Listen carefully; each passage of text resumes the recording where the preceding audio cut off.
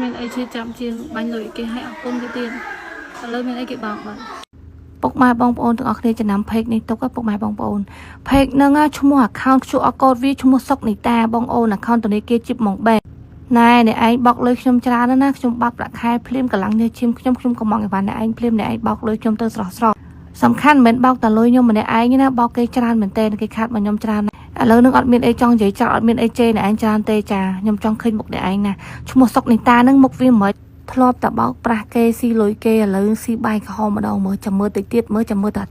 ឃើញមុខសុកនីតានឹងអត់បោកតែខ្ញុំមើលអត់អីណាបងប្អូនខ្ញុំឃើញបងប្អូនខមមិនសួរអីវ៉ាន់វាច្រើនមែនតើហើយអ្នកខ្លះក៏ត្រូវវាបោកច្រើនណាស់ដែរបងប្អូនដែលបានឃើញវីដេអូខ្ញុំនេះហើយជួយ share ផង share ឲ្យពុកម៉ែបងប្អូនទាំងអស់គ្នាបានឃើញកុំឲ្យចាញ់បោកមួយនឹងទៀតបងអូន page របស់វាដូរឈ្មោះរហូតឈ្មោះវាឈ្មោះសុកនីតា account ធនាគាររបស់វា